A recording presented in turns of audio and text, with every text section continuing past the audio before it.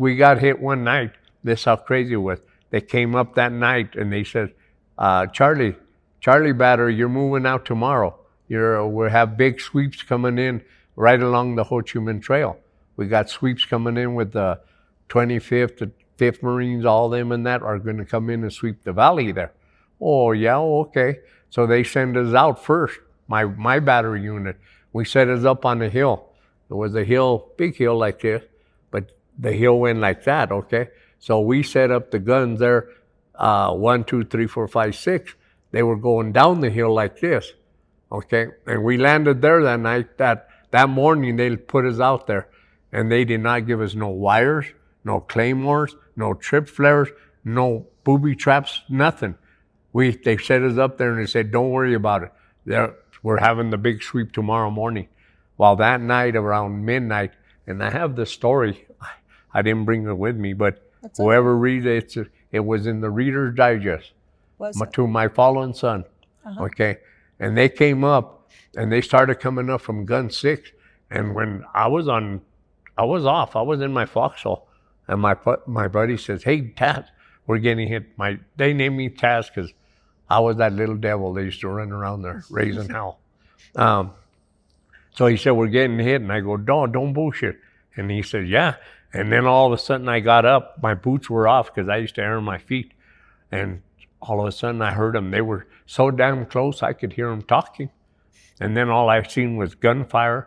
The bursts of gunfire, where they were up on us. They actually took gun 6 and gun 5. They rolled them down the mountain. We ended up, that story went, we were on the bottom of a rest and recreation tunnels or mountain for the NVA. So that morning, all they decided to get out and they wanted to eat breakfast. So they came up and they got us. We went in with 178. Only 78 of us come back out of that one. After that night, the choppers came in to medevac. Oh, hell is, you had to pick up your partner that didn't have leg or his arm on and throw him on that poncho liner and throw him into the chopper. Right. And that chopper already had 6 to 8 bodies in there already where they were transporting, they were there to medevac the dead. So you had to get that guy, put him on the poncho liner, and throw him into the helicopter right there. Yeah. And tell me again, why did they call your unit the Walking Dead? Because they used to send us into areas that, when we weren't supposed to be there. I mean, it was areas that were, what the hell? My name is Kyle Liston. I'm here at the Rocky Mountain Regional VA Medical Center in Aurora, Colorado, and today is Saturday, May the 10th. I'm here with Delfinio G. Santistevan, and he is a former Marine, and he's going to share his experiences with us today. And what I'd like to do is, your nickname is Taz, I understand. Pardon? I understand your nickname is Taz. Yes. So Taz, I'm going to ask you where you were born and raised. Okay. You want me to tell you that now? Yes. Okay. Please. I'm Delfinio G. Santistevan, born in Trinidad, Colorado, December 1648. I was born and raised there. Went to high school up in Primero High School.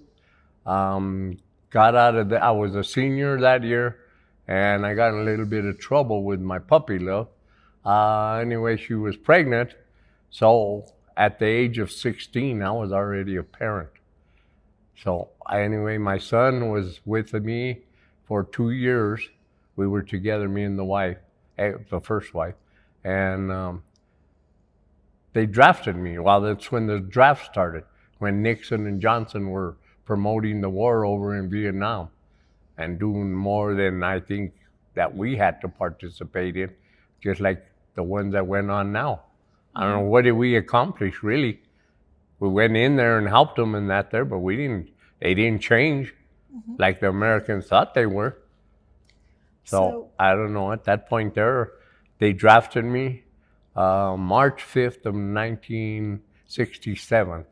Okay. So I went into the Marine Corps at San Diego Depot, Oh, that's where I done my boot camp, and from there I left up to Oceanside to do the infantry training, basic training, and all that other stuff. And at that time in '68, there was a lot of vets coming back from over there, so a lot of them guys already knew. So when we were in there and like in boot camp, they promoted that a lot. I mean, you got smacked around and you done things because they were showing you how to survive. Mm-hmm. That's because they had already been there, so they knew. And to make this story like real interesting, I had my two DIs that were in San Diego with me that were my instructors. One was from La Habana, Colorado, and one was from Rocky Ford, and they were both Hispanics. And I was in San Diego with a lot of the guys coming from down south, Mm-hmm. the Southerners coming up to San Diego there. And then some of the ones from San Diego were going down there where they had you in Camp Lejeune or them places. But my basic was all San Diego, from there to Oceanside, San Clemente. We trained all in that area there. Mm-hmm. And then when I was over there, some guys were coming back and they were telling me, hey, you don't want to be a ground pounder. Maybe you ought to take an artillery school that they do for 30 days before you go over there. So they delayed my trip to go on my date just to go to artillery school. Can you tell me why you chose the Marines? That was a good question there because actually it was the Army that drafted me, okay? Because that's what they were doing. Marine Corps didn't draft, I don't think, at that time. But anyway, I went down in that and I said, well, if I'm going to get drafted and go in the military, I want to go be with the best. I want to get disciplined. I want to get, know what life is really about, because everybody knows the Marine Corps is first for everything. Mm-hmm. So I went and done the artillery school. And then from there, they took me from there. We headed out to, where was it? Hawaii. Mm-hmm. Yep, we ended up in Hawaii. From Hawaii, matter of fact, they took us to Hawaii in a TWA airplane. At that time, they were using the commercial airlines to take people even to Vietnam. I landed in Vietnam on a TWA airplane. Mm-hmm. We had luxury, but damn, that was a hell of a trip. We stopped in Guam. Then from there, we went to Okinawa. From Okinawa, I was transported on a troop carrier with 3,000 Marines, plus the sailors. That's how big the ship was. Wow. It was a USS Samuel Gompers. I remember that. So we were on that with that many people in there. Oh, and then we had to go through the ocean, people wouldn't understand there when you hit a big storm like that and then boats just rock back and forth. Mm-hmm. Kind of a scary thing for me. I never had a boat, didn't even know what water was. To get out there in the... when you were first traveling within the U.S., was that the first time you had ever taken an airplane ride? Yes, ma'am, it was. I don't think we had airplanes in Trinidad. No. Yeah, so tell me about that. What was the first experience like of being on the airplane? Well, yeah, the first experience was even getting on that bus. Well, from here they took us to San Diego on a plane, okay? But then and that was the first time I had been on a plane, from there to San Diego boot camp. And we ended up there in that, and then hell broke loose, because the Marines that are listening know what our boot camp is about. Oh, damn. You don't want to go through that one. Not for that, but it helps you become disciplined. You do physically, you get in good shape, and then you learn a lot of things. Like we had to go to school and classroom training to show us World War I, World War II, all the equipment that we had, just basic things, letting America know. And at that time there, I believe Johnson was the president. Right. I don't think it was Nixon. Nixon came after, but Right. Johnson started promoting the war. And I hadn't been there at the time in Vietnam when he used to talk to everybody and said, "Oh, well, we need more troops over here. We need more troops over here." So that he was the one promoting for more draftees to go into the military. Sure. So, Let me ask you back to your childhood. Were you raised with a lot of discipline and to be, raised with a lot of structure in your well, life? yes, my You dad were. was very strict. Uh-huh. He was a miner, didn't work, even didn't make no money. We weren't rich, we weren't dying, but we were, normal people because during that time the coal miners were only like making what my dad said, maybe $5 an hour, or I mean a day. Oh. Okay, and then at the time when we were growing up there, we had our own little mine.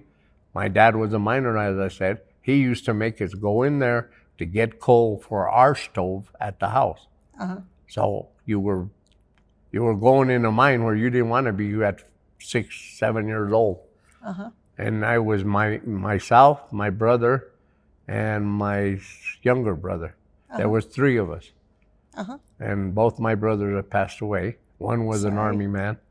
The other one he just worked in Golden there, School of Mine.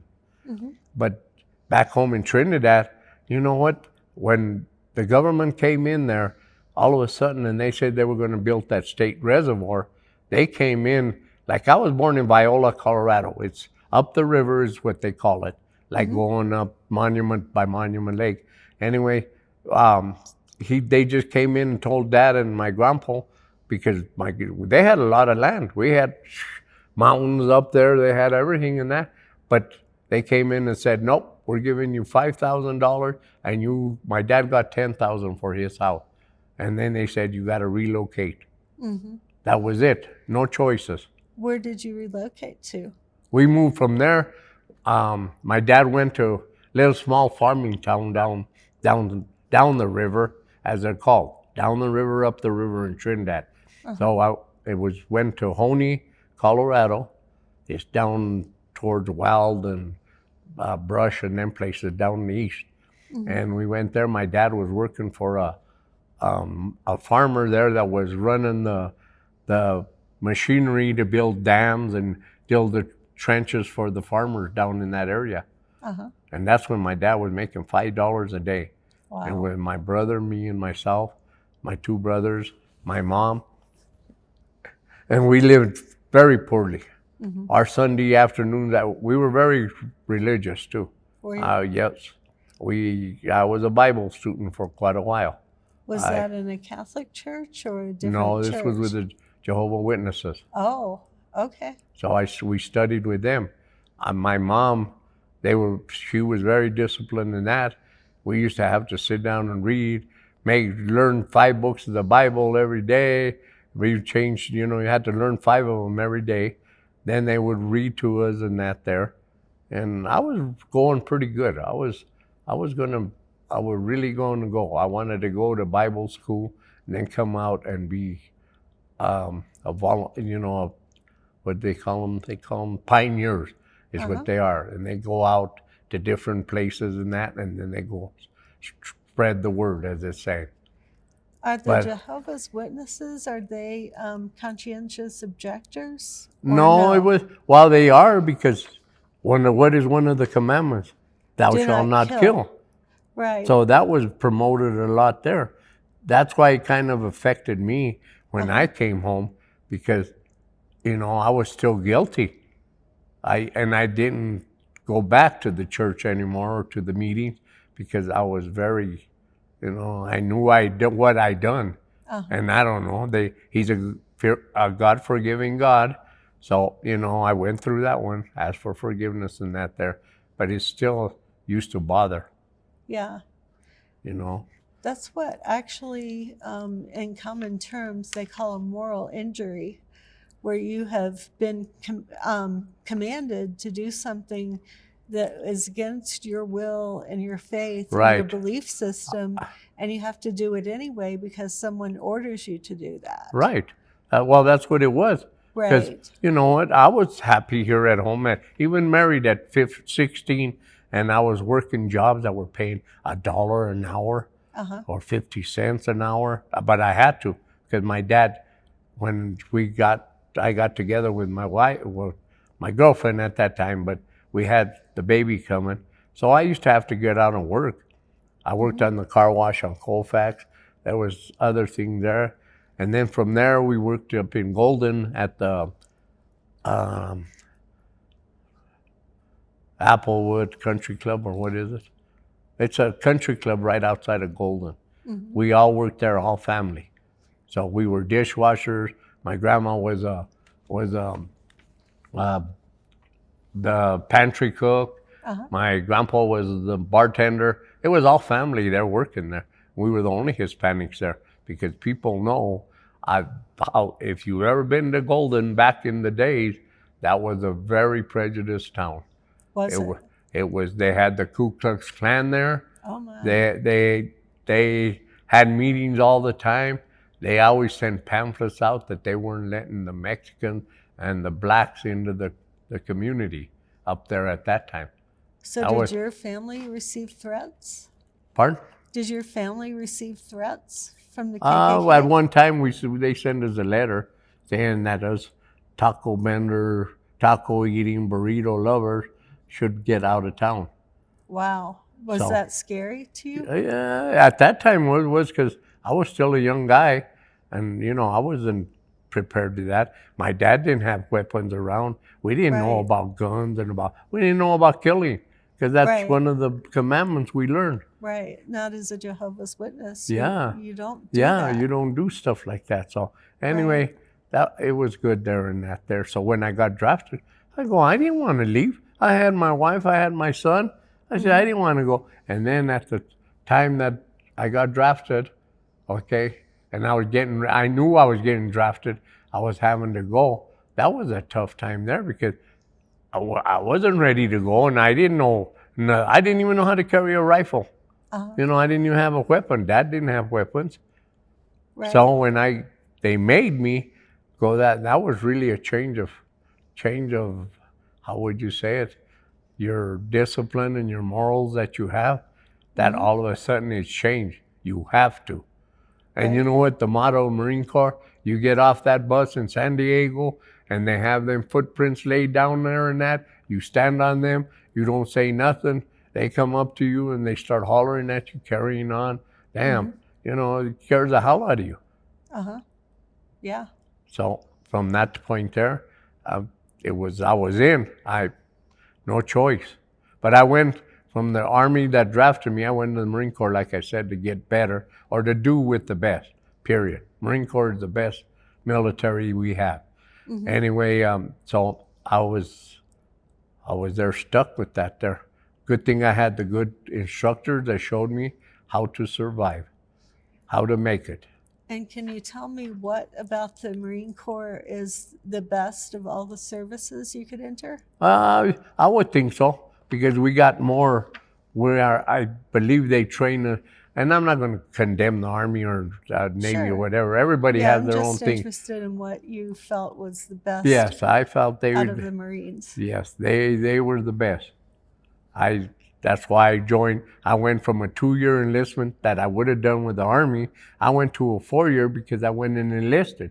Right. So the Marine Corps didn't do 2 years, and that you had to do the 4 years. So that was it.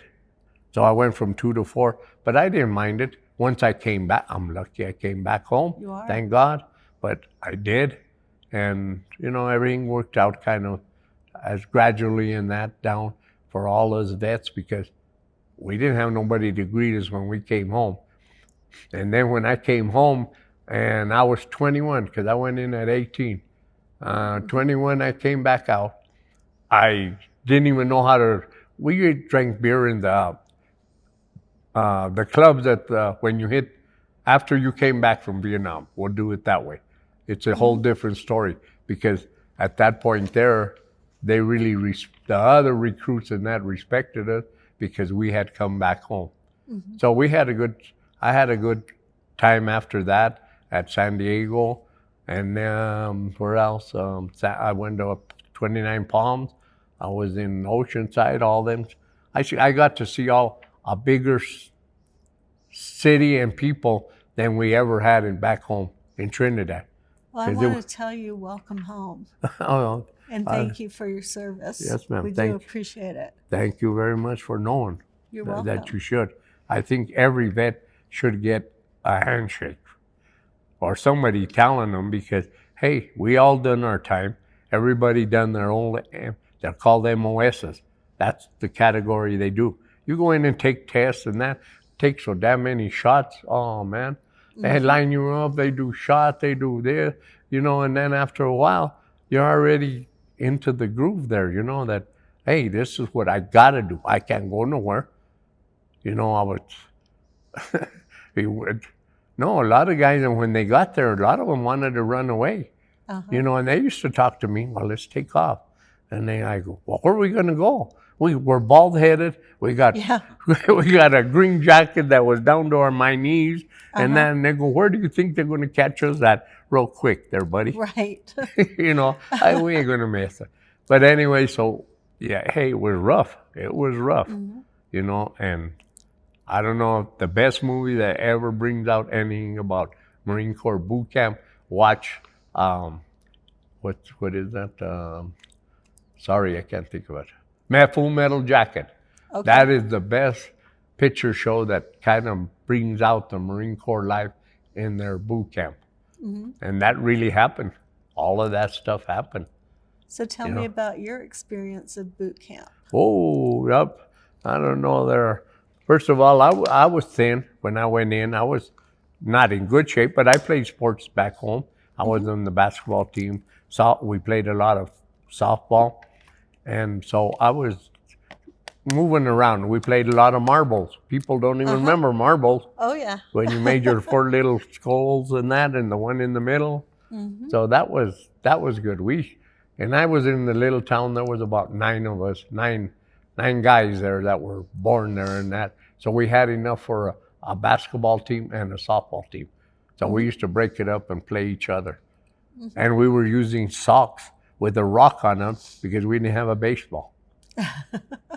And then for basketball, when you had to learn, when we were doing basketball, it was such a the school. I went from 1st grade to 8th grade in the same building. Never had to move from there. Wow. 8th grade in one building. And the teachers there, they were very good, yes. Matter of fact, they were damn good. And back in them days there, if you didn't learn what they told you, remember the big paddle they had? Oh, yeah. Okay, they had that one there, and that's how you used to get your swats. And then they improvised that. They put holes in them so that when they get the air and that, and going through there, they could give you a good smack. Right. And went to school where we learned. In trouble. Yeah. Yeah. And then we had the one teacher there, he was so damn good in math, and he expected everybody else to be like him. Damn, if you didn't know a number like that and that, you'd bend over and you'd get one of them right away. So discipline there. Yeah. And wasn't used to fighting. We were not prejudiced. There was Italian there. There was a couple Chinese, but nobody ever talked like that. Like, hey, you're a damn gook, or you're a damn slant eye, or, you're a nigger, you're a blackie, We didn't have that. It was everybody was there. Nobody ever thought of stuff racially. So that was something you got once you moved to Golden. Yes, that ended. That ended from over there to Golden, where they were prejudiced. Right. I wasn't allowed to talk to none of the girls, and I was in the 8th grade, I think, at that time at Golden Junior High, and the guys wouldn't they were all jocks up there, all them white guys, and I wasn't allowed to talk to none of the girls or something. That's what they had us there for. I had to fight with about 3 or 4 of them before they left me alone, because we did learn how to fight in Trinidad. Right. Because we always used to have to see who was the toughest one. So, it was a big change, really. And one night when my partners, I finally met some guys there and that, so they said, let's go with us. We went up to Lookout Mountain, and they took us up there to a clan meeting.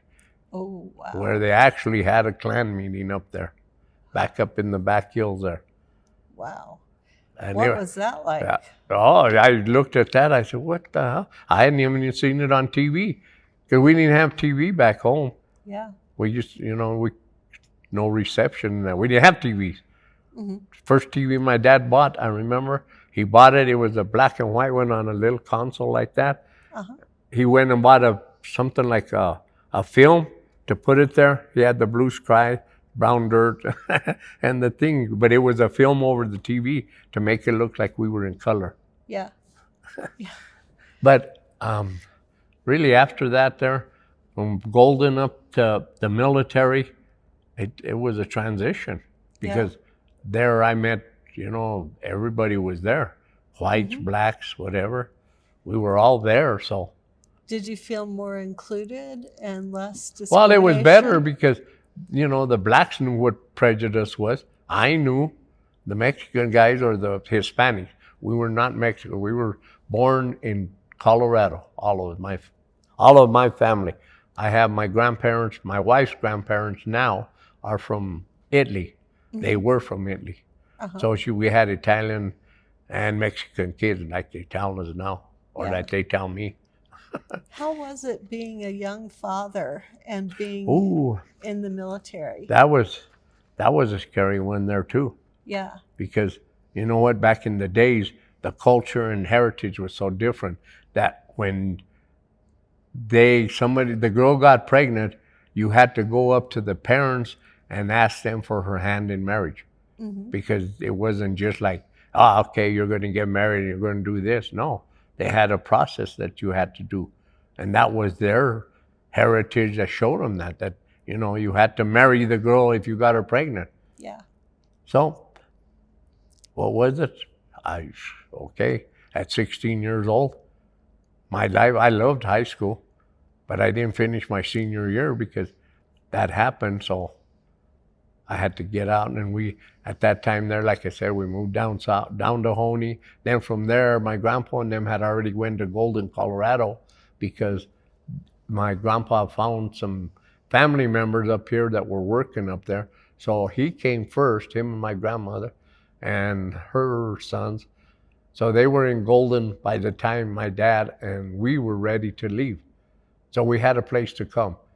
And then my dad went into the golf course, Rolling Hills Country Club. That's what it's called, or it was. Now they got a new one. It's changed a little bit, changed a lot over there, everything. I was back there when they moved the house down from the mountains down in through Golden there, and that was a process. Yeah. Because they blocked the roads off, That was a big house they moved. And now they have it down there in the hole over there, and it's in the dark over there. There's never no sun that goes there because they own all that thing there. Yeah, that's good. Is that where you live now? Oh, pardon? Is that where you live currently? No, I live in North Denver now. Okay. I'm over there, but I can't put up with the traffic. I'm still from Trinidad. I had a home there a while back. I had it down there and I went back home. And from there, I came back to Denver because my kids wanted me closer to the family if something would happen. Mm-hmm. So I came back from there, but damn, I couldn't adjust to the traffic after living over there again for like 5 years. Uh-huh. It was rough. Well, tell me a little bit more about your military experience. Oh, okay. What was it like the first time you put on that soldier's uniform? Well, you didn't even know they give you a uniform when you're in boot camp, they just pack you with things there. You get what you get and that's it. Uh-huh. It's a whole story. That's why I say Full Metal Jacket tells you from the time you got there to go in. But, it was kind of scary in that because, we got punched around. At that time, they were able to hit you and you couldn't complain. Because, the Marines were. Yeah, they were able to, the DIs, and then you ran, you got physically, you were very good physically. Mm-hmm. So from there, like I said, we landed in Hawaii. From Hawaii, we went to Guam. And if anybody's ever been in Guam, which most of the military guys probably did, it looks like you're going to the plane's going to go off that island because it's just a little island, and the airstrip was going down, and by the time you knew it, it was down by the cliffs over there. Mm-hmm. Oh, that was a scary one. Never had one like that. And then from there, they put us on the troop carrier, like I said. Never been out in the ocean. We didn't have nothing. And we had a river in Trinidad. That's it. But to see an ocean and be on a troop carrier with 3,000 guys, you know, then you had to get off of that. They ended up in Okinawa. And from Okinawa, they took us on a jet plane to Vietnam. I landed in Vietnam I believe it was around August of 67. What part of Vietnam? Part? What part of Vietnam? Da Nang. I was up, my company in we were always up north. From Da Nang north, that's where we were at, or I was at, with first of all, I was with 19 Marines. Then from there, I went to the 25th Marines. And then my last places where they don't show too much on this here, because I was up by the Ho Chi Minh Trail, and my base, Da Nang is right here. Oh, okay. I see Da Nang. And then you go up north, that went all there, and the the Ho Chi Minh Trail, and they're not showing it here. They're not even showing Khe Sanh. Khe Sanh was up above, right about in this area here. Do you want to turn? Oh, here we go. Yeah. See the DMZ? It was right there. There's Khe Sanh. See, we were right along the DMZ. Show that on the camera. And you want to point out where Da Nang? This was where I was. Right here. Up north. We were up by Quang Tri and Wei, and up from Da Nang on, the Marines were up. The Marines were up in that area. There was some Army units up there and that, but it was mostly Marines up north. And we were right along the Ho Chi Minh Trail. And from there, when I first landed, I got in Da Nang. And the scariest part was when I got off the plane and that, they lined us up outside the plane right there. And the experience, if you've been in the air base and you see them jets fire up and that flare comes out of their back of their, the burners. Oh, it used to heat up the area all up there. But they came out and they go, okay, line up. You over there. You over there. You over there. Okay, and there was three sergeants there were waiting for you with the truck. So we go, where? And I go, where am I going? And that he goes, you're going up with 19. I go, I'm an artilleryman. I'm not a ground pounder. 19 known as the Walking Dead. Oh, okay. So this was your division. Yeah, well, that was my battalion for a while. Okay. Let me tell you the story on that. That's why I say hear what the Walking Dead are. Yeah. They send me there, and I go, I done school for artillery. I said, and that's the best part, that they said that you might not have the best of survival, but that's a lie, because I believe maybe when I was with the 19, we used to pound and ambush all that. It was better to walk than it was for you to sit outside. Like when I hit Khe Sanh, I had my own batteries, my own unit. It was gun 6, gun 5, gun 4, 3, 2. That's the way we had it. We had 6 guns in a company, and that was a howitzer. How? That was a howitzer. Yeah, the howitzer. Right? Okay. And because we didn't have self-propelled, right? Because that didn't come out till after a while. Only certain people had that over there. That it was, it was so chaotic how everything was going over there. But anyway, I got there. They sent me with 19 there. I was with them for 2 months. Then they finally came up and say, okay, Santistevan, you could leave. We're going to transfer you now to an artillery unit. I go, well, that was my thing. That was what I went to school for. Anyway, I don't think that worked out too good, because you know what? An artillery piece, it's a 105 howitzers. There's usually 6 men to a gun. And it takes 2 people to open them trails, dig them in, and set up for your line of fire that they're going to give you. Because the FOs used to give us firing missions, and we had to go out there and stand out there and shoot at wherever they were telling us to shoot. We'd shoot 500 rounds over here, 500 rounds over here, or right in the middle. Sometimes I remember shooting 1,000 rounds in one night. Wow. Mm-hmm. We even burned the barrel. It melted on us. Wow. That's just how they had it. So we're shooting at them, they're shooting at us, and we're just standing out there on the 105. Mm-hmm. That wasn't very good. Right. Because you couldn't run, or you could. The ammo was around all around them. You had your ammo over here. So if a round would hit that, your howitzer there, you weren't going to be around. That's why a lot of it, and the big promotions they were doing, MIAs. MIAs, yeah, because some of them got so blown up so bad that they could never find them. Right. That's why they ended up MIAs. Right. And the POWs, them guys there everybody should respect them people. Yeah. Because that was some crazy stuff. Yeah. I was in Khe Sanh, and I was there with my battery, Charlie 113 at that time, an artillery battery. So anyway, we were there, and they used to come up.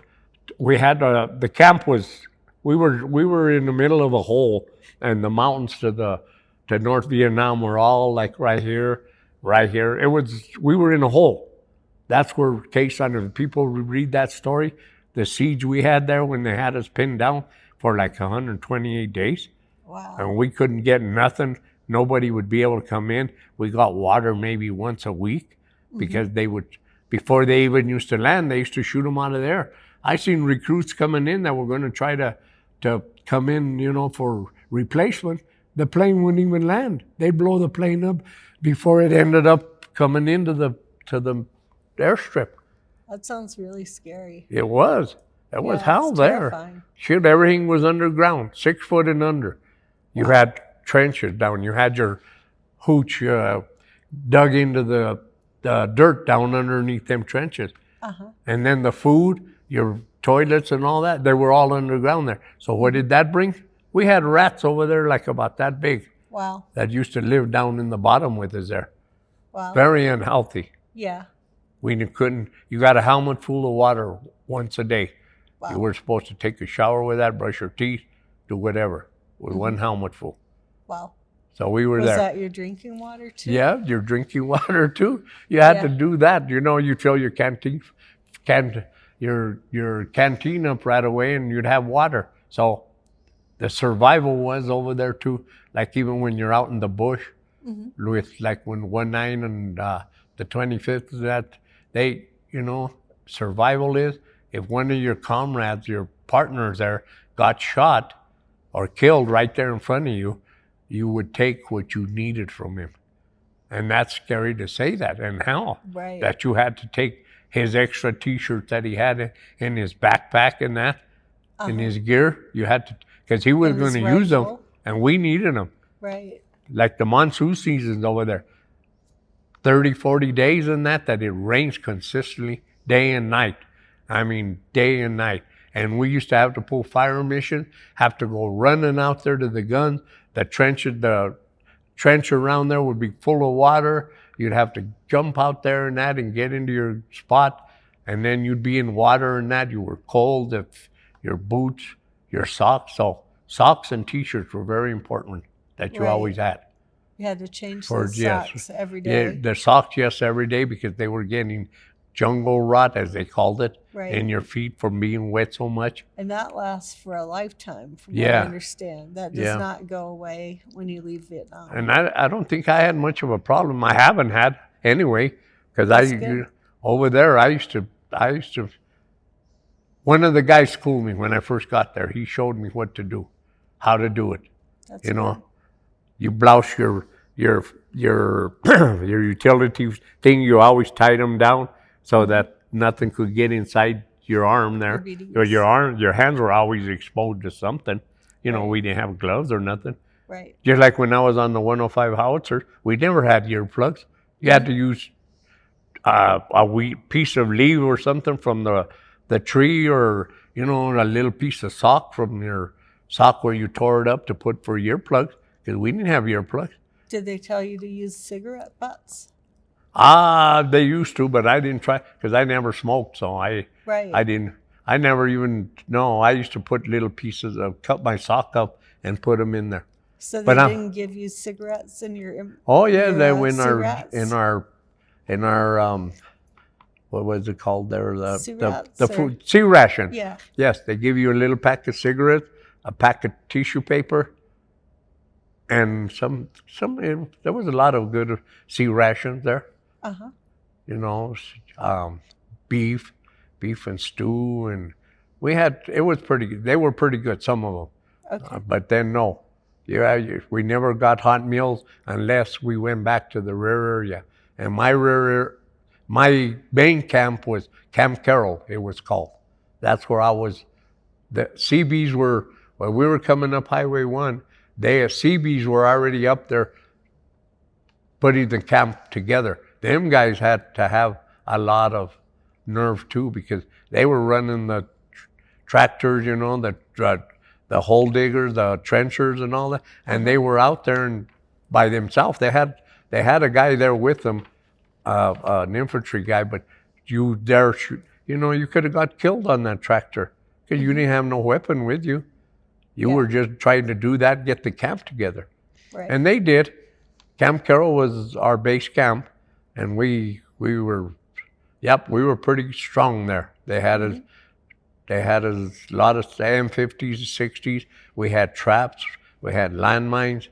And the area was all clean where we were at. The rest of the place was all jungle. Mm-hmm. But we were in the middle of a clean place where they came in and cleaned it out for us. That's good. And then from there, Camp Carroll, they used to send us out on missions. I don't know what the hell. Sometimes they did. Like one time they sent us down by the South China Sea. Mm-hmm. And we were down there because we were supposed to protect the inland because the ocean was out there and that little inland that came in. Like in World War II, if you ever seen the movies in World War II, where you come in, them guys were landing in and they had them stakes like that, you know, and they had landmines out there and that. So we were on the beach there and they had us there to protect from people from coming in if they would come in through the inland. But if they would get past the landmines and them bars and all that, what do you think we were going to get? Right. We weren't going to hold them back. Right. You know, that was stupid there. But it was a good duty. You know, we filled sandbags. You fill more sandbags in your life than you do in the Marine Corps. Or at that time in Vietnam. Right. Sandbags all over. And I go, gee, me and my buddy there, I was with a couple Indian guys from Oklahoma, myself, and we were, you know, we used to just wonder, what the hell are we going to do here? Right. And then back in Khe Sanh, getting back to Khe Sanh, at that time there, when you were inside the wire, they used to have a little thing called LP, a listening post is what it was called. So that listening post guy was supposed to go from the wires out 100 yards and go lay out there, and we had clickers. If the people remember, the guys that were over there remember the clickers. One was for safe. I even forgot them. 2, 3 was that you got people around you, the you know. So by the time you had the 30 and you're out there by yourself and there's 10, 15 gooks coming in, NVA guy, what were you going to do? I wasn't going to do nothing against 15, 30 of them. Mm-hmm. And they had that. You had to do 2 days of that a week. Wow. Yeah. Now talk about That's scary. intense. When you have to just sit there like that, you couldn't even see your hand or nothing. Wouldn't even hear yourself breathe, because if you made noise or something, they're going to know where you're at. Wow. So what the hell was that I going to do out there? I told that sergeant after that, I was just becoming an E4.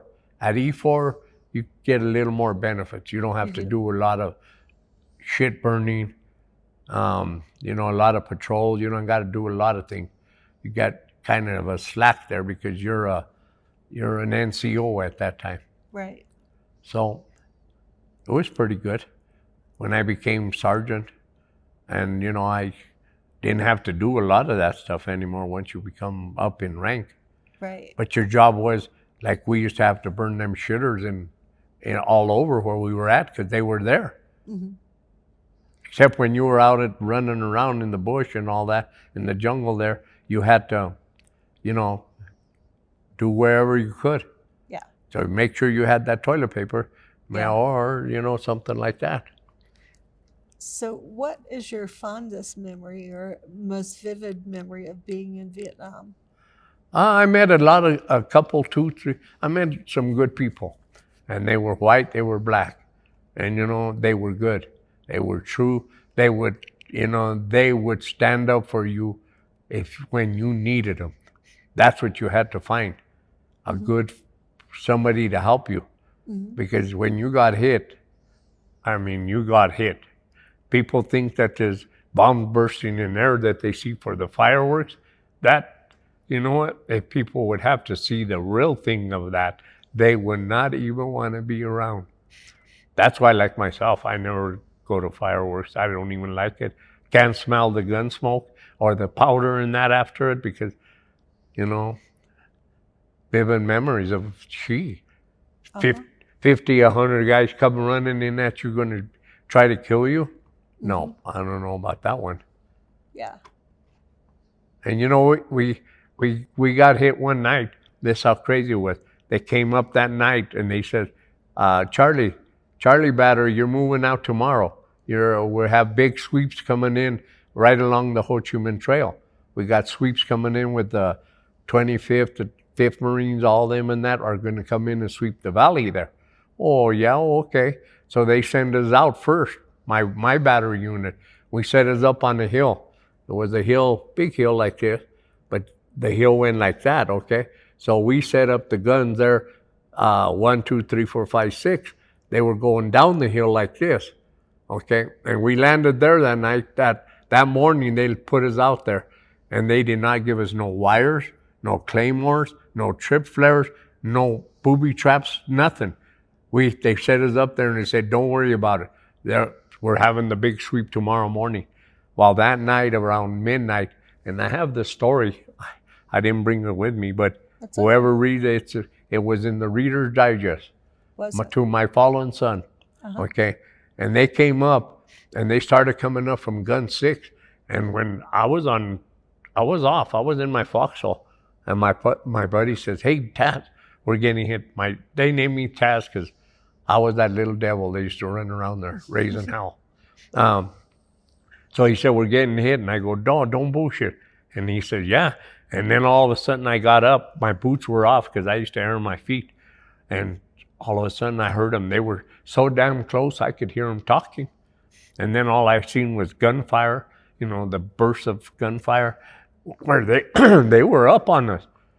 They actually took gun 6 and gun 5. They rolled them down the mountain. We ended up, that story went, we were on the bottom of a rest and recreation tunnels or mountain for the NVA. So that morning, all they decided to get out and they wanted to eat breakfast. So they came up and they got us. We went in with 178. Only 78 of us come back out of that one. Were most of them killed, or were any Yes, of them they were all killed there. None were taken prisoner. Yes, and like I say, it was so chaotic over there too that when you're getting hit like that, people would never experience it. But when you're getting hit like that, it's kind of everybody's trying to. Your adrenaline, you're trying to see what the hell, where am I going to go, what am I going to do, and it was so bad that a couple of the guys. Sometimes they got out in the line of fire because they were coming up the hill, and I ran to my gun with gun 3. Good thing, because usually I was on gun 6, but that morning they made me section chief on gun 3, so I was in the middle of the guns. So when they start hitting us, I ran directly to my gun because we had the trenches and that around there. But some of the guys, when they were coming up, were running right in front of them, or right by them and that there, and we were shooting down and they're shooting up, and some guys were running right in the middle, and I had a couple partners that we found them that next morning. They were in the wrong place. They shouldn't have been down that far because we were already getting hit bad. Were they killed? Yes.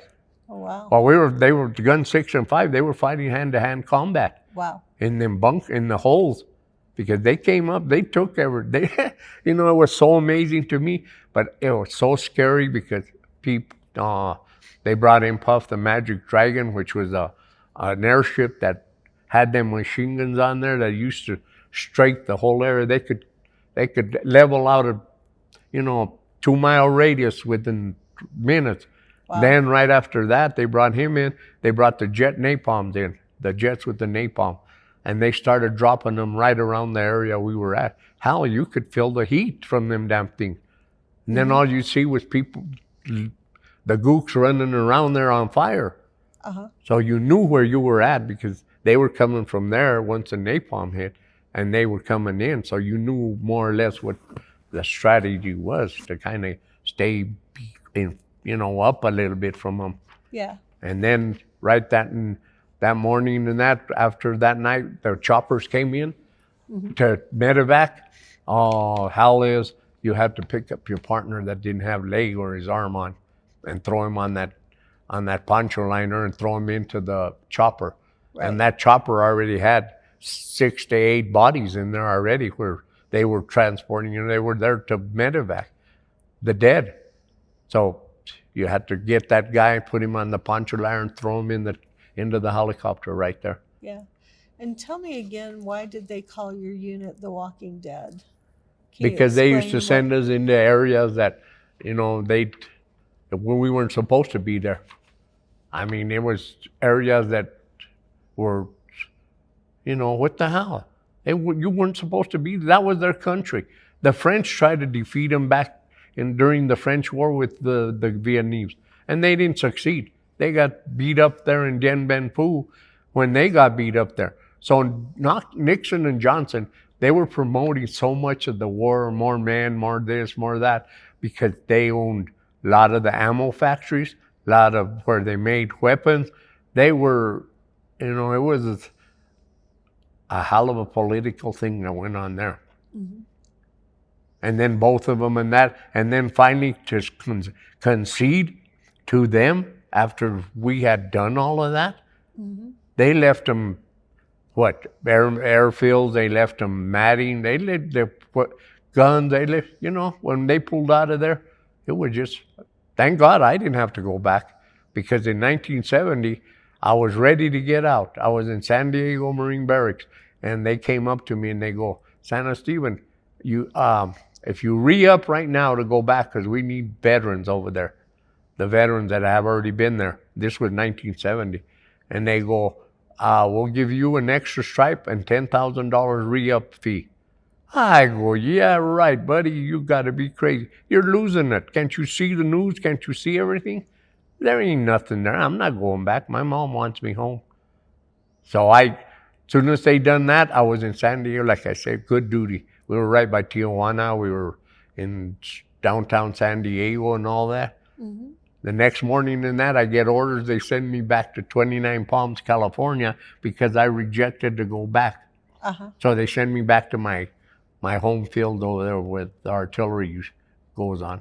Okay. So they sent me back over there, which was good. I said, I don't care. And then when I came, I was staging out of 29 Palms, and they came up and that, and they go, okay, Santistevan, you're getting discharged and all that, but you're accountable for a mess kit that was lost when you were over there, a poncho liner, and a weapon that was turned in that was not your original weapon. Okay? And they said, you got to pay for all of this before you get discharged. I go, how am I going to pay for it if you have my money and you're not releasing it for me to go to buy it in that? I had to send home to Mom for her to send me the money so I could pay for their poncho, for the mess kit, the poncho liner, and the rifle. I explained that to him. I go, hey, when we were getting hit that night, buddy, I dropped my rifle. I said, that was out of ammo, and I picked up another one there. That's the one I finished up. I said, so I did lose it. But I returned one. I had one in there. So.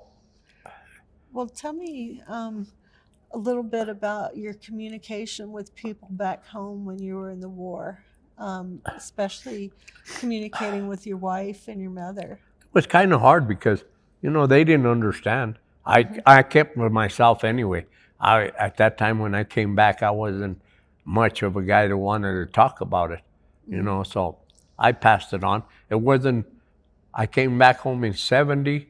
It wasn't until like '95 or '90, maybe in the late '90s, something that I even knew about the VA, you know, helping the veterans out or doing this and doing that.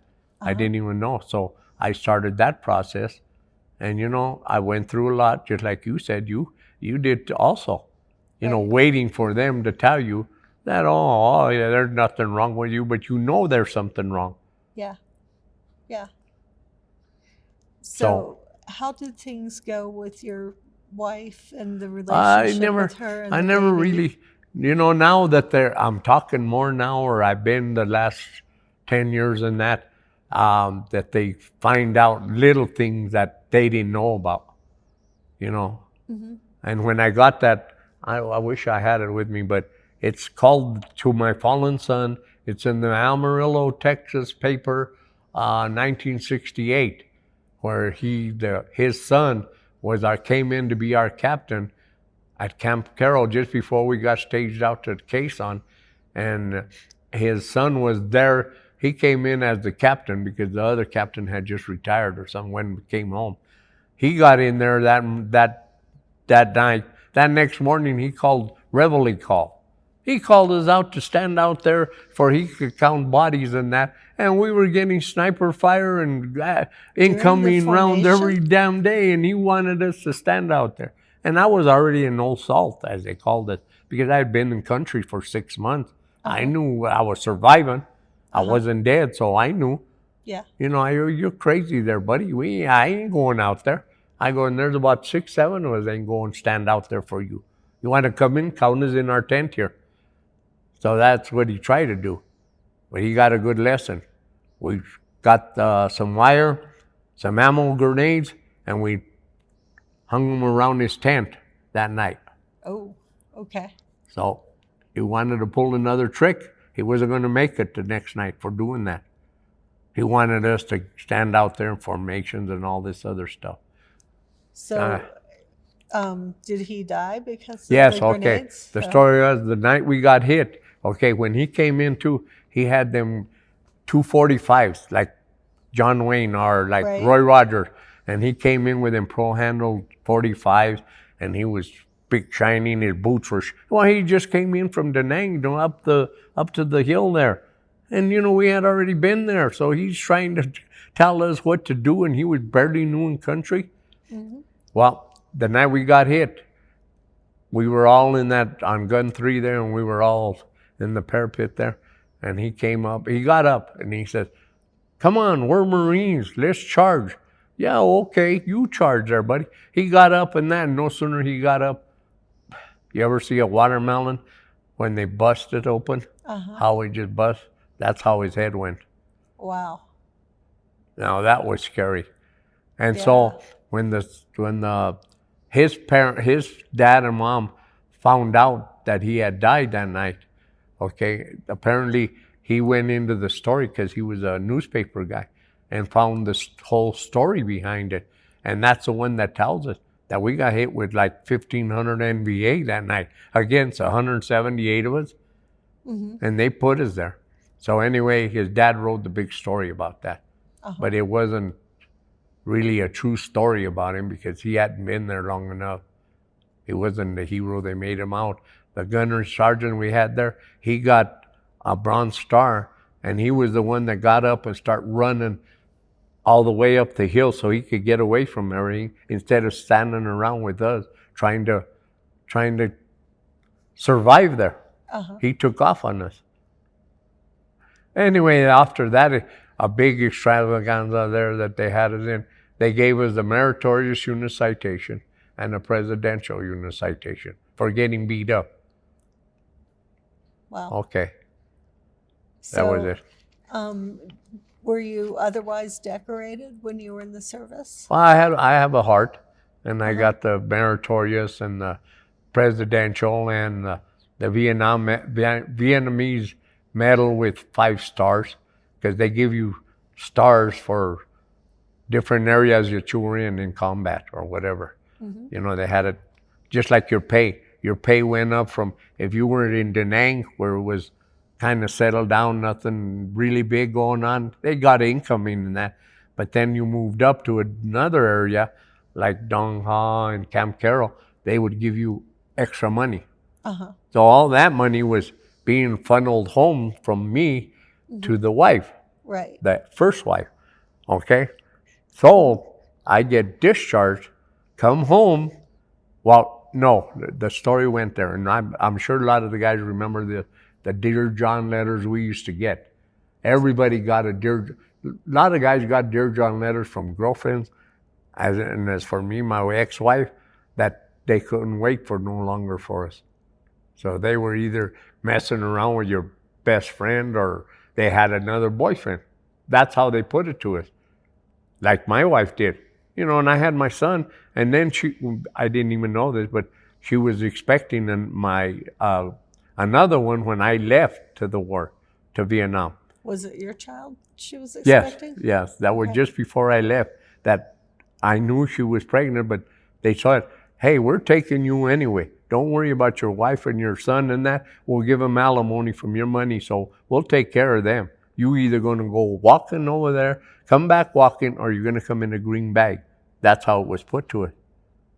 So anyway, we got them Dear John letters. I'm sure I seen a couple guys shoot themselves in their leg or in their hand or something just to want to try to come back home. But they were stupid. They take you down to Da Nang or to the ship there, the USS Hope, and they put you there and that, fix you up, and then they send you right back. Right. You weren't going nowhere. Right. So what the hell was that all about? And I had a couple good friends do that. I go, no, bro. Taz, come on. I go, nope, I'm not going to shoot myself just to go home, especially over her. Hell no. So anyway, the story goes, when I got home, she had spent all my money, took it out of the bank because it was all in a spousal thing when you were going over there, who was going to get it when you died. So I was married, so it was naturally her. She spent all my money, gave my daughter away that we had, gave her away because she couldn't take care of them because she was back home running around. A lot of us had to experience that one. So she had the baby and took care of it for a little while? Well, yep, and then she started running around. She started running around, my mom and dad said. So she was running around and she couldn't take care of the baby, which she did give her to my aunt and uncle, which were good people. They raised her very well because it was family. But the point did you get to know your daughter? Yeah, not really, because I had already come home and she was with them for a little bit. So she didn't know me. I couldn't, I couldn't adjust to that one because, yes, we talk and that, and, but it's not like the relation I had with my boy, the 2-year-old. I was with him for 2 years there before I left. Then I came home and he was still around. So he lived with me and that. I took care of him and it was all good. But for the other part there to do it, that happened when you came home, that it was all, nothing was there neither, just like over there. We didn't end up doing nothing. They beat us up. And we had to move out of there. For what? Right. After all the stuff that was done there and the lives that were lost. I got 10 or 12 guys, good partners that were they're on the black wall.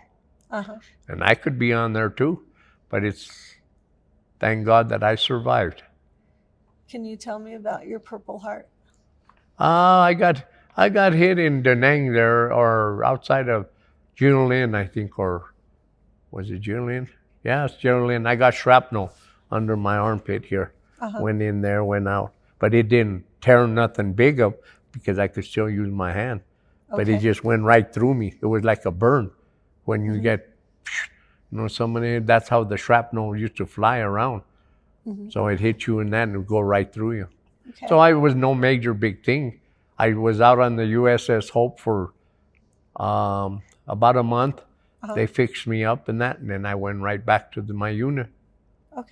They couldn't find experienced guys out in the field anymore. So tell me about your discharge. That was a good one there too, buddy. Because you know what? I came home. We landed at the airport here at DIA. My dad was waiting for me, and he picked me up right there. There was nobody around, no big trombone players or no Marine Corps band or nothing like that, like they did for a lot of the other ones that weren't what they were. A lot of guys were not combat vets. They were there, and they were either in the black market or they were into the money profit thing, because they made money. A lot of the black market up there. You know, the vets, they were selling tires, they were selling stuff from the trucks to the gooks. So that's how they got a lot of their equipment. And just like I said, when we were in, they used to come up wherever you were. We set up our little base camp there. They used to come up to the wires, and they'd drive up in their little bikes and that there, like the experience that when I was there for like about 4 months, and the Papa San come driving up in his bike, and he had a little styrofoam cooler in the back of his bike there. He had Coca-Cola cans in the back there, cold, because they had dry ice. And he was selling them for 10 MPCs, which was $10. I heard about those $10 Cokes. I hadn't had a pop, and gee, I would have killed for a pop, you know, and that's how bad it was. Oh, damn, but I paid the, you know, mamas. And then the worst part was when they used to bring the little, damn, she was only like a 12-year-old girl, 13-year-old girl, and they tried to sell them to her right there on the, you know, on the camp on the wires. Did you run into seeing a lot of underage girls prostituted? Oh, hell yeah. They, all in Papa San, that's what, you know, they used to do that. They used to pawn the girls off. Any Da Nang, you read the story, Full Metal Jacket, that's how it was in Da Nang, in the area, where them girls were down there.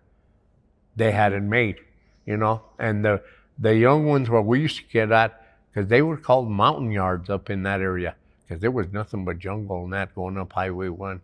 And they had the little girls, they used to come with them. They'd pull out a little mat that they had, a bamboo mat in the back of the girl, and throw it on the floor there, and then that's when they propositioned the guys on the wires.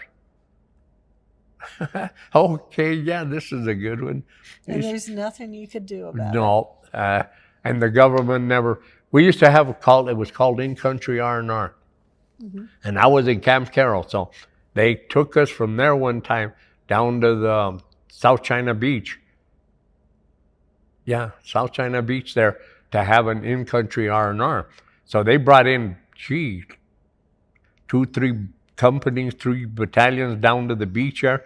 So everybody used to make their own flag from your hometown, and they posted over there. Like Colorado would have their little stand, their little flag there, Texas over here. So you kind of went over there and see if you knew anybody you knew from back home. And they used to do that. Then they used to bring the trucks in with the girls.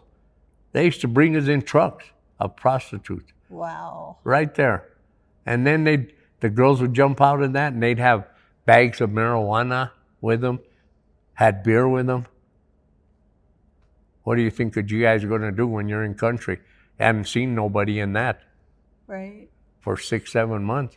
Hadn't had a pop, hadn't had a hamburger, first time I ate a hamburger was about I was there already 7 months, went back to Da Nang, and they gave me, they had the PX, it was called. And the Vietnamese were working in there. But you could get a hot hamburger, a hot dog, a pop there in that like a restaurant. It was a big Connex, man, with a restaurant with food. So they ate good. But when your guy's out in the field, no, you're scrounging and trying to survive, trading peaches and pound cake. You sell that to somebody for, money or shirt or whatever you needed. I heard that was the best thing in the Sea Rats. Yeah. Peaches and pound cake? Peaches and pound cake, No, yeah. that was the best one they have. So you'd sell that. I used to sell my cigarettes because I didn't need them. So I used to sell them to the guys there for a T-shirt or something that he had just got. Anything that would smart. help me out and help them out, because we'd both be exchanging things. Yeah. There was a lot of black market going on there, though, from the government. Did you get to go into the towns very often? No, You didn't. no, we only had. I had two countries, two R&R in country escapades. Like they took us down to Da Nang. Then the second time they took us there to the rock pile, I believe it was called. They had a little PX there and that, and you could buy some stuff. Mm-hmm. Not much, but it was something to help out. Yeah. Is there anything else you want to tell me about your time in Vietnam? I'm like I said, I met a lot of good guys, a lot of good partners. Mm-hmm. So that was the best part. And the best part was, yeah, it's pretty. It was very pretty, man. Very beautiful. Better than Colorado. The mountains, the trees and all that. It was a pretty country. Mm-hmm. And to see something different like that.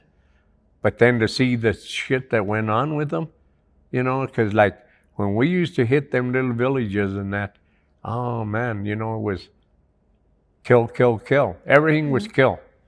You never done nothing more than kill. And that was the motto in the Marine Corps when I was in boot camp, that, and I lost my cover. It was called the cover. It was my hat when I first got in boot camp. It was called a cover. Right. So anyway, I lost my cover that night.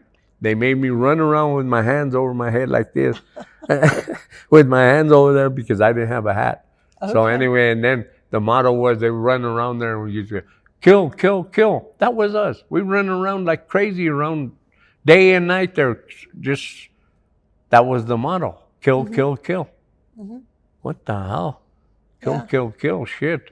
I don't know. It's not very nice when somebody's shooting at you and you're shooting back. Right. You never know what the hell could happen. Right. So that was very interesting. It was a pretty country. It was, it was their country. What the hell do we have to go in there and do anything? Right. We didn't have nothing to accomplish there. Have you ever thought about going back? You know what? There was a guy in Trinidad that he got his big lump sum from his 100% or something. Mm-hmm. It's tough. And he asked me if I wanted to go back to go visit. I go, no, bro, I don't think so. I don't think I would handle that. Uh-huh. We're going to hit Da Nang and Saigon. Them are the rear areas. They were never really, fighting down there and that. Yeah, a little bit, but not like being out in the bush, out in where we weren't supposed to be. Mm-hmm. And have you ever taken an honor flight or been offered the opportunity? To go back? No. The honor flight is here in the U.S. They actually take veterans of the different war areas. They take them up to D.C. to see all of the monuments and all of the different war monuments. Oh, okay. Yeah. It's a I know they program. have the black wall. You know where I seen the black wall? Was in Golden. They brought it into that town there one time. And that's when I went down there. And like I said, I seen all the partner names on there and that. Mm-hmm. And in Trinidad, it was such a small town. There was only like 10,000 residents at that time when they started drafting us. But there's like 28 of us that went from that town there, went into the military, either Marine Corps, Army, couple Navy guys. Yeah. But there was a lot of us that left from there. They took us. Mm-hmm. A rural area. So, they were hitting all these Johnson. We had that guy. You've heard of Robin Williams there. Good morning. We used to. Yeah. If you were back in the area, they had the radio, so we used to have listen to him all damn day long. Yeah. But it was something. We were hearing news. You could write. You get letters free, send back and forth.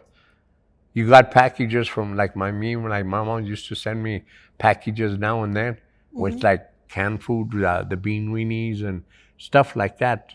But by the time they left, when they hit Da Nang, and then we got them up in the mountains up there, the box was tore or they had taken out what they wanted. Right. And then just patch it up and send it back to us. So either way, it was always survival. Yeah. I wanted you this, I wanted that. Okay. Mm-hmm. But do it if you only need it. You don't need to be acting, But when you had to steal boots and take the boots and T-shirts or, socks from your comrade there, well, hey, he was dead. He wasn't gonna use them no more. Right. The government wasn't giving us nothing. We didn't get an M16 rifle till I was in there, like 3 months that I was in Vietnam before I got my M16 rifle. Wow. And that's when they got it. They were saying that it was plugging up and that there, and it did. After it used to hold like a 16-round magazine, I think. You were only able to put so many in because it was misfiring. It would plug up on you. So that's a chance you took too when you had an M16. So tell me, what did you do after you got out? Well, like I said, I worked at my dad put me to work right away. I got a job at Quarters Porcelain, worked there for like about 5 months. And then the VA, I was touching base with the VA a little bit. So I heard about the program, the apprenticeship programs. So I got into the apprenticeship program for the Painter Drywall Union. And I started there. I done a 2-year apprenticeship program through that and got my certificate in that. So I done drywall and painting for 30 years. That's what I done. And in between that time, I used to they'd send me to Voc Rehab one time. I got some culinary skills that I went to Emily Griffith. I got janitorial certificates that I got there too, that I was a janitor. So, my job was always secure. I always had a job doing something. But my main job was drywall and painting, 30 years of it. How did you like being a cook? Oh, that was pretty good. I was a baker, not a cook. Oh, okay. A baker. My cinnamon rolls were good. I bet. Where did you work? Huh? Where did you work? I worked at Safeways. After I finished the culinary school at Emily Griffith, I got a job at Safeways, the store on 44th and Lowell up there. I worked there for a little bit, but it wasn't like baking. It was, everything's pre-made already. All you do is just put them in the oven, they don't even poof them anymore like they do when you do the original dough. Huh. Interesting. Yeah. Which one was your favorite job? My drywall job. I was pretty good. Yeah. Like I said, I'd done it for a lot of years. I'd done commercial, residential. I got a lot of experience. Yep. Yeah. Never no problem with money. I always, and now with 100%, I also get for my hearing loss. Yeah. I get extra on that there because I'm 100%. My hearing is 100%. Sometimes that's why you ask. Sometimes I have to look at you real close to understand what you're saying. What I'm saying? Yeah. Yeah. Yeah. So, but the government did after that. They helped me out. Yeah. I got like I said, I worked at the Talking Library on Sheridan there, where I was rewinding the tapes for the blind and fixing their books up, putting them together up in the shelf. Done that for a part-time job. That sounds I just like a wanted very to trade. rewarding job. I wanted to do something different from drywall because I had done it so long. So I got into that. Your neck and your upper shoulders can get really tired from hanging, up above. Yes. Yeah. Yeah. So, jobs were always there. Money, and now it's only me and my wife, my second wife. I've been with her for 48 years. Yeah, that was going to be my next question, was when did you meet your next wife? I met her 3 years after I came home. I went out with her for 3 years because I wasn't trusting women at that time. I had just went through that other experience. So I wasn't, I met her, and she's half Italian and half Hispanic, so it's a live one. She is. She's What's a her good name? one. An Italian and a Mexican mixed together, you know how they could be wild Indian there, right there. What is her name? But she's doing all right for her age too. We're both 76. So she's doing pretty good. Did you have more children with her? I had three boys, and then my number one son from my first wife, and then I had 3 from her. 2 boys and a daughter. That they're still alive and going good. More grandkids, more family members, more everything that you have. But you know what, too? Let me tell you this one. As you were asking me about jobs, when I came back, like I said, I went to the police, to the sheriff department. You're too short. Fire department, you're too short. You had to be 5'6". I'm 5'4". Wow. So you got rejected because of your height. Yep.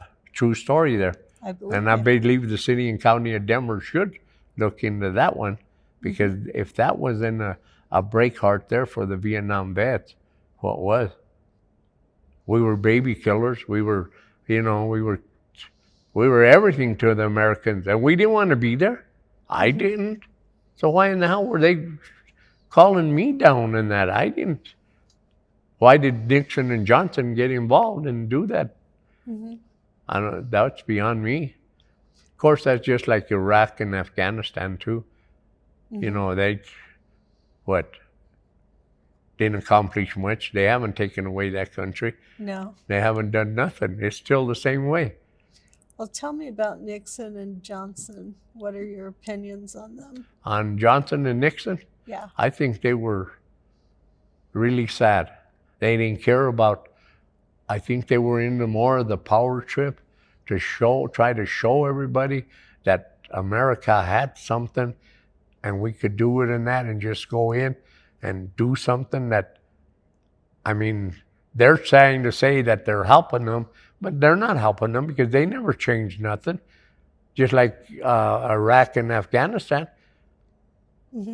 Yeah, they might have took control over certain areas and that there, but they didn't settle the whole conflict. Just like Vietnam, they didn't settle nothing. It was lost. When I think they started pulling out of there in 73 or 74.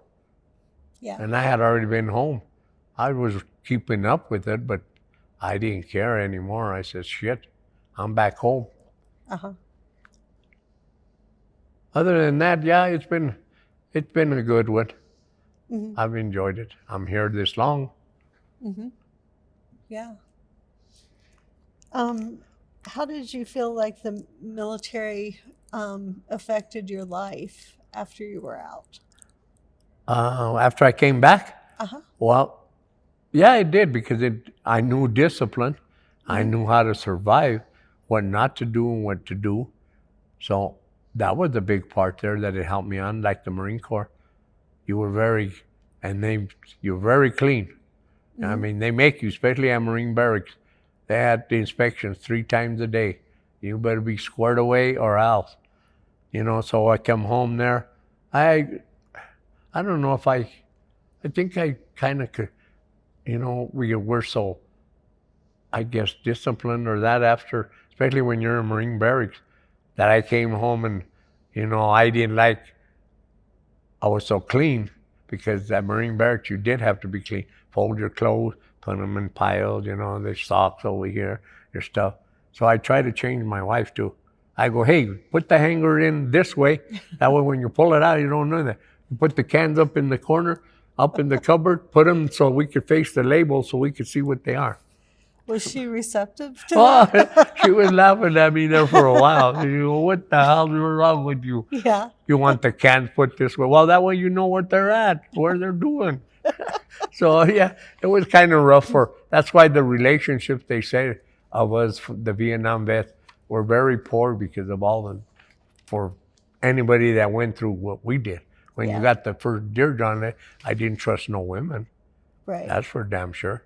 Yeah. Because they could get up and leave at any time. Yeah. So it was kind of hard. And I went around Denver here. When I got home, I used to go I started going to the bars a little bit because I was just 21.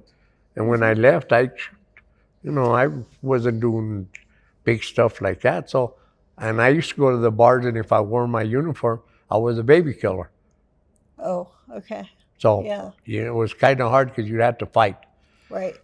right away with somebody, some stupid that drunk that was there and didn't care, but didn't realize what he was saying. Because you know what? If they would have taken him, he wouldn't be saying that, what he's saying. Right. For make America free. I don't know about that one.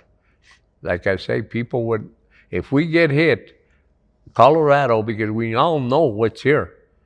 So everybody knows if we would ever get hit, or them, the Chinese or the Russian, anybody would try, you know where they're going to go? They're going to Springs first. Right. So, and you know what? Colorado has missile silos all over. Oh, yeah. And they got them all over. Yeah. That people don't even know. So Colorado and Kansas. And, yeah, okay, yeah, all in there. Yeah. You know, it'd be very hard for us to really get beat up or get hit like them other countries. Poor thing, you know, like Ukraine. Look how long that been going on. And there's going on 2 years. Government, U.S. government, money, troops, they're over there. Because they were there in Vietnam before we even got there. Yeah. They were up there, the advisors or something.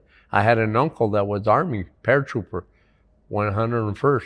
He had already been to Vietnam twice in his tour there. When I met him, when he came back, he had already been over there twice as a paratrooper. Because they were in there messing around already. Yeah. Before the big conflict started. Oh, yeah. That Johnson wanted to bring troops in. So. Well, tell me what you had in your life that was one amazing story at any point in your life, whether it was growing up or being in the military or after service. No, I believe growing up, because I had a good life. Growing up, I was just disciplined. We played basketball, softball there in Trinidad. And, you know, it was nice to go up into a little small community, if you want to say. Because my little hometown was only like about 48 people that lived there. We lived right along the river, the Purgatory River there. So everybody was friendly with everybody. Sundays and that, or sometimes when they kill a pig or that, they used to all get together and just sit there and that. The kids would play, you know. And then the miners, they used to have like 1 year's festivity for all the miners. And they used to have like a big dinner and pop and all that. And that was the best thing for us because we didn't get pop too often. Right. So when we went to one of them affairs, you drink 100 pops there. That must have been nice. Yeah, it was quiet, put it that way. So what are some of the things that you wish civilians knew about your military service or the military in general? Well, they need to know that when a guy goes into the military, they teach you a lot of discipline. You got to know, you go to school to learn everything that went on in the wars and what the government's about. So, you know what? They deserve to be at least, like you said earlier, thank you for your service, welcome home. I believe every veteran should get one of them from everybody because we gave them the freedom they have now that no other country nobody else had. The United States, everybody pampered, there's food, you know, it might be sporadic now in the way they're controlling things now. Jesus, man, you know what? From one day to another, $2.29 for gas, and then all of a sudden it's $3.95. You know, why are we getting like that? It's just our leaders. They're not, I don't believe they're leading us to anything good. Because they're screwed up half the time anyway. They're stealing, they're robbing, they got more money put away, they got this, they got that. So, but what could we do? As small people, you just got to live with it, right? That's the way it was over there. What would you tell people about joining the military these days? You know, nowadays I would, because I promote that with my two grandsons that are 16 and one's 14, 15. I tell them, I said, you know what? Look into the aspect of a permanent paycheck. I said, you know, something that you ain't got to worry about. I said, if the government goes down, I go, nobody's going to have money anyway. I go, so that's one thing. But if you're a G-man, you could get money and that, and they send you to school, they do a lot of things for you. So military life, I believe, to learn discipline, be a better person, and to respect more, I think it's good for the younger kids nowadays. Mm-hmm. And there's no war going on, so the only way they're taking them now is that you have a high school diploma and you got even some college that they make them do now. Yeah. And you have to have your work card, and Right. you have to speak English now. Yes, and that speak used to English. not be a requirement. Yes. And that's what my thing is, and I sometimes get a little angry too in that if I go into a store or something and the guy can't speak English and that, and I'm trying to ask him for something and that, I get a little annoyed. Hey, you should learn English.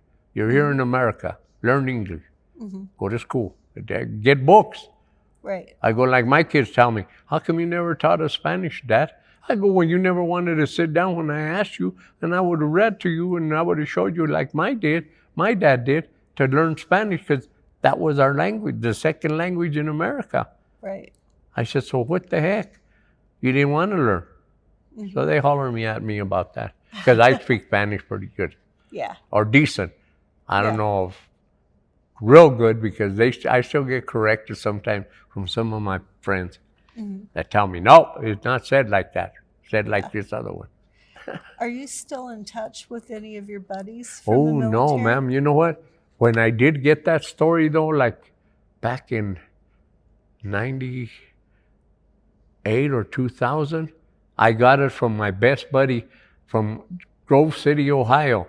I don't know how he contacted me or that, but I got to talk to him briefly, and then he told me about the story that was coming out in Reader's Digest 1968 to my fallen son. So he said that was about the captain we had and all that.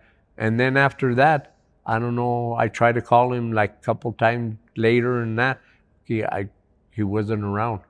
But he was the one that first told me about that. So that's how I got to know it. I started digging into it, going to the libraries and that, and sure as heck, they found me a Reader's Digest with that story in it. Yeah. Librarians are pretty awesome people, aren't Yeah. they? Yeah. So Yeah. And what are the things that you feel like you've left behind from your experience in the service? Something that you miss about being in the military? something I miss about being in there? Yeah. Not really too much. I miss there. You know what? I had to give up my weapons when I came back because I was in one of them moods there that kill that they had us in, that I had an altercation one night that I went and got my weapon and I was going to use it. So I had to sit down and regroup there and that, and I sold all my weapons. So I don't believe in carrying them. Even the kids here now, the what America is, no. Even to defend myself at the house. If they come in and that, they're going to take whatever anyway. So I'm not going to kill nobody for nothing. Yeah. Not no more.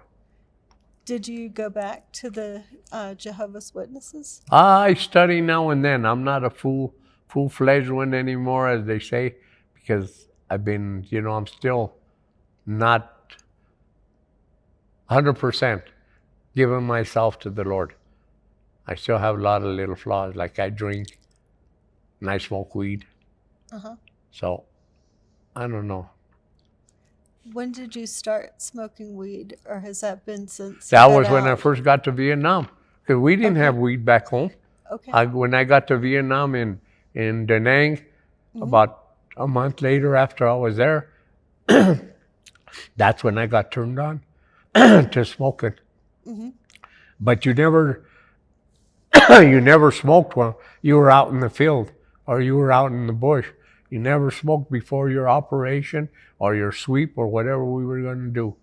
You always smoked when you were back and you weren't going nowhere Right. for at least a day or 2 days Right. before they come and tell you we're moving again. Uh-huh. So you were always on the move. Mm-hmm.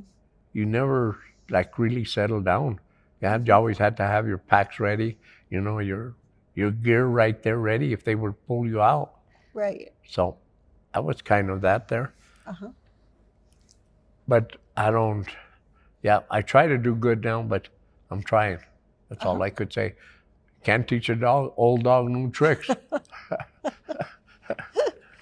Is there anything that we haven't covered that you'd like to tell me?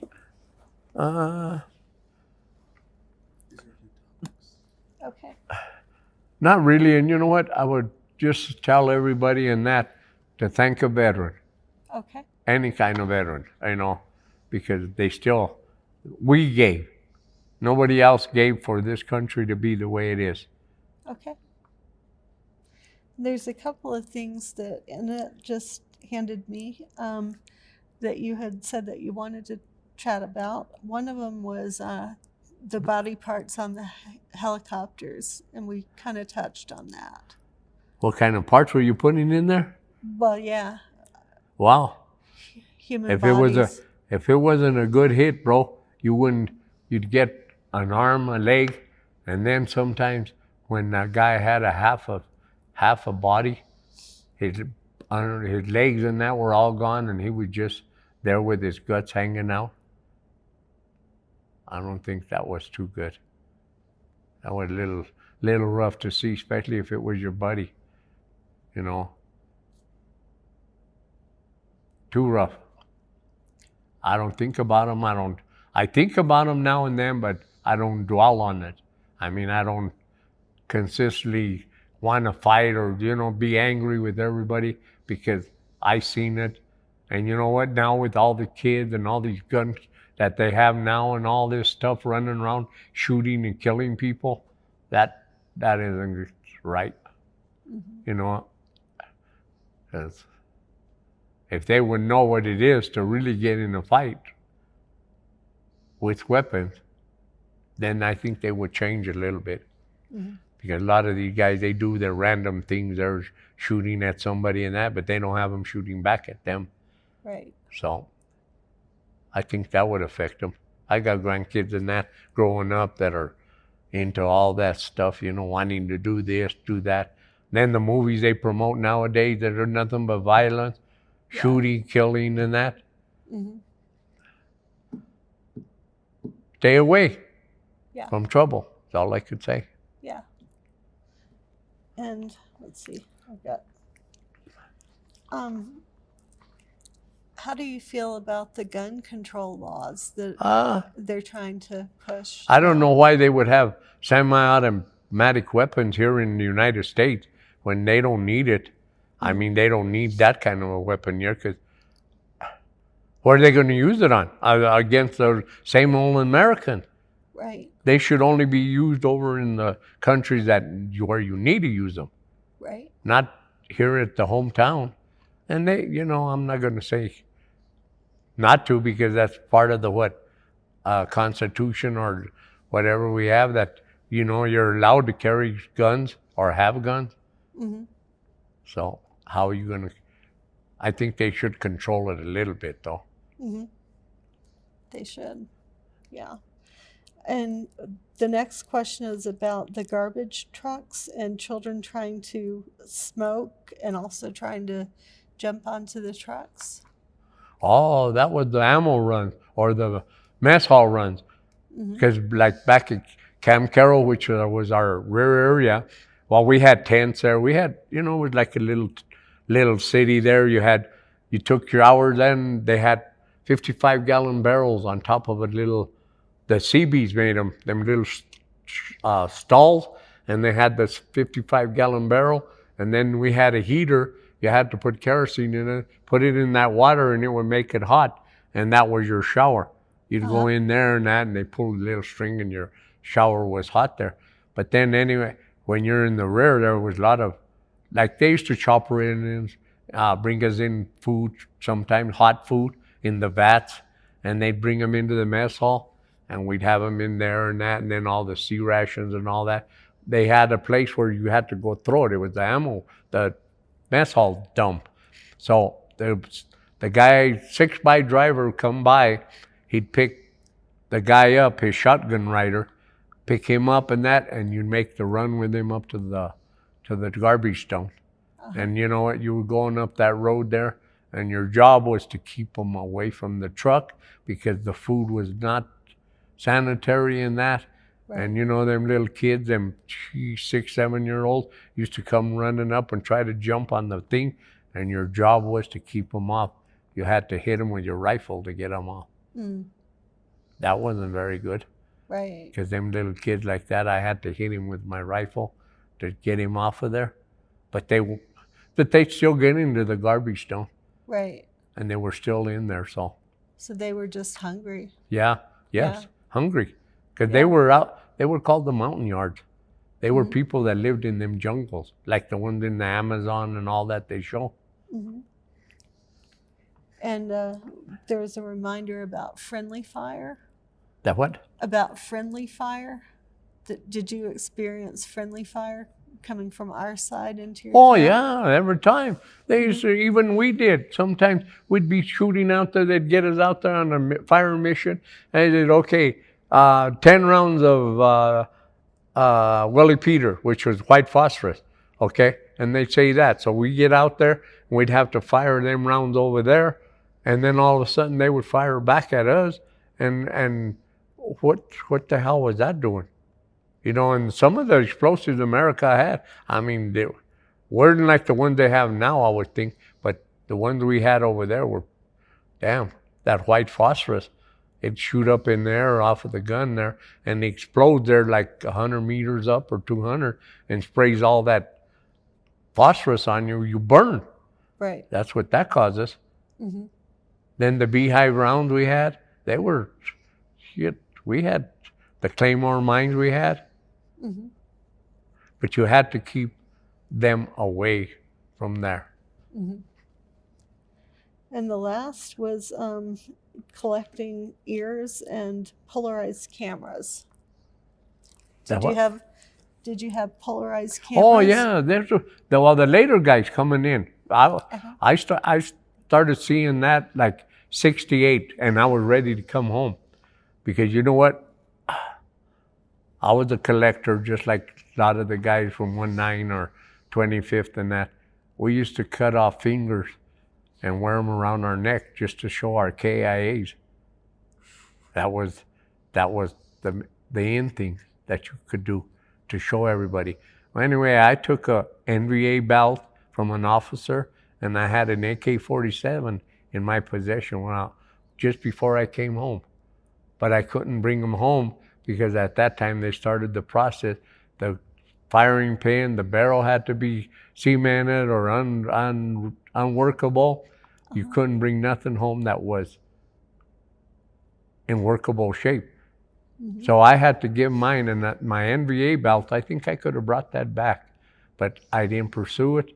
But anyway, I gave mine to the guy when I was getting ready to leave and jump on the plane. There was the new recruits coming in. I gave mine to one of them recruits, and I said, here, buddy, you take care of this and that. If by the time you get to come home, they let you bring it, then you know what to do, because right now there are a lot of strict rules on bringing anything home. Right. So I said, you got to know this. So I gave them to him. And you know what our big thing was? Them guys that were coming in later, hey, they had them Polaroids. We used to like to take pictures of the heads when you killed them.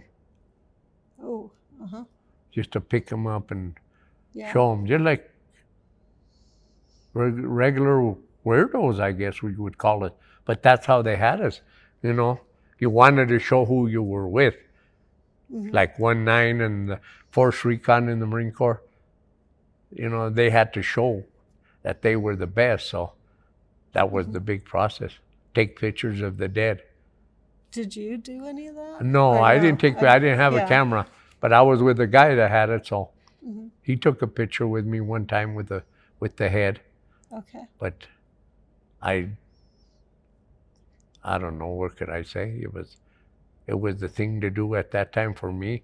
I had already spent. I was there 12 months and 28 days. They kept me there 28 more days, because our tour over there was a year. If you came home dead, well, you came home sooner. But the thing was, you had to stay over there for a year in Vietnam. And I managed to stay there 1 year, 28 days, 2 R&Rs, because when they switched me companies and they lost my orders and all that, I got to go to Hawaii once, and I went to Hong Kong. Mm-hmm. So, were those good trips for you? yes, they were very interesting. Yeah. A lot of different things. And it was peaceful because they loved the Americans because we had the money. Right. They liked the American GIs. Mm-hmm. They go spreading money all over. And Hawaii was newly a state Yes. at that time. At that time, yes. Uh-huh. So they were, yep. And Hong Don Kong Ho and was- his tiny bubbles were bursting over there. Oh, yeah. And Hong Kong was still under British Oh, yeah. rule. That was good duty. You know, Yeah. that, and then people, all they're trying to do is survive too. Mhm. Just like now, imagine every country. You have to Mhm. survive. Yeah. Denver, Colorado, if we don't have no more high rises or apartments going up, we ain't going to be happy. Traffic is getting worse. What else you going to say? We could go on forever. About Yeah, that, well, with that but we story should here. probably wrap And then the this up. planners that done all of this, they didn't plan for the future and that. Yeah. Everything. Like my hometown right now, they're going, my son, my oldest son is living down in Trinidad. Anyway, he's telling me now they're having to go through and do all the water mains and the pipe, because back in them days in, 48, 50, and even the Depression, they were just making their own little thing, them cast iron pipes and that weren't big enough to Oh, yeah. carry sewage. Right. So now they're having a lot of big problems down there Yeah. over that. Yeah. Well, tell me, what do you do for fun? Now, I go to my granddaughter's base. I played softball now when I came back from the military. I was a fast pitch ball player, and I organized a team that we won the state championship in Colorado, and we went to Provo, Utah. We won the Western Regional Championship. Then I went to Modesto, California on a national tournament. But now, after all my tenure was over, my kids all played ball, my 2 boys, the other ones. And now I got a granddaughter involved in softball. So I keep busy just going to see her games, going to see the other guy. He's in flag football. So I move around, just do stuff. Uh-huh. I mean, go drink beers. But other than that, just kind of keep low key. Uh-huh. I hate the traffic though. Yeah. Oh, damn, it's bad. Yeah. Other than that, I think I'm doing pretty good. I'm That's great. surviving. I'm doing good. 100%. I get G money. Mm-hmm. I get my Social Security. Yeah. Are So- you still in therapy? Pardon? Are you still in some therapy here? No, therapy? Yeah. Now and then I go through therapy with not big therapies and that there. I go through hassles for my denture, the dental work, your eyeglasses, all that. Like now, after I just told you my eye thing that they done, they still not getting me a new pair of glasses. I got them glasses there from 2 years ago. So they should be giving me a new pair of glasses. So I'm hassling Usually with it's that about yearly. them. Yeah. They're kind of slow. Yeah. The VA is. I called the ophthalmology clinic and just asked them when you could get in. But let the eyes settle down a little bit from the surgery. Oh, Yeah. And then you'll get a better exam. I hope so. Mhm. Other than that, no major problems. I fell the other day when it snowed and I kind of messed up my knee, but I'm all right. Uh-huh. They give us some of that jet napalm fuel and that, and you put it on there, it'll burn your knee off before you know it. I hope not. But and I'm average. I go for my checkups every 3 months. Uh-huh. I do blood work and that every 6 months. I just had a colon test, so and thank God I'm still healthy for So you're keeping 76. up with that. That's Yeah. good. Yeah. So I'm making it in Yeah. this United States of America. That's- Hope everybody else does, and for them to do the right thing. I mean, we all created equal. different colors, but that ain't supposed to be the problem. We're still all human beings. Yeah. So, to my last remarks, thank a veteran every day, if you can. They deserve it. Amen. Is that good enough? Yeah, we will. Or did you want more? I think we're I good. could bring up a lot more. I think we're good. Mm-hmm. They took us one time into a jungle area there and that, and we were there, and the PT boats were going through there and that, and we were there, and I'm going, well, what are we doing here? If this is the river here, and this is just an inlet here, why are we here? And we're here with these guns and that here? What the hell are we doing there? They're coming. Mm-hmm. If you got hit, you got hit bad. Yeah. 1-9 got hit a couple times bad. 25th Marines, all of them. Charlie Company. Like when we got hit that night, they called it LZ Torch because it was so damn hot there. You couldn't believe it, missus. Mm. It was hell. Yeah. To go through one night of that. Yeah. All of a sudden.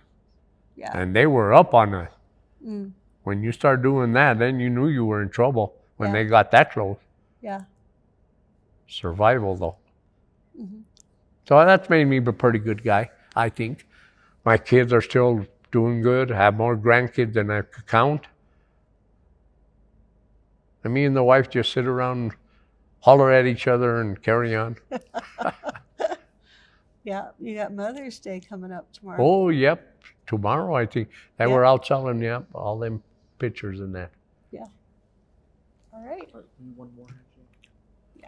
Thank you. Yes, ma'am. Thank We you really for appreciate your for time. having me and telling this a little bit. Thank you Because for I your think there's a service. lot of us out there that There went are. through the same thing. So they should know.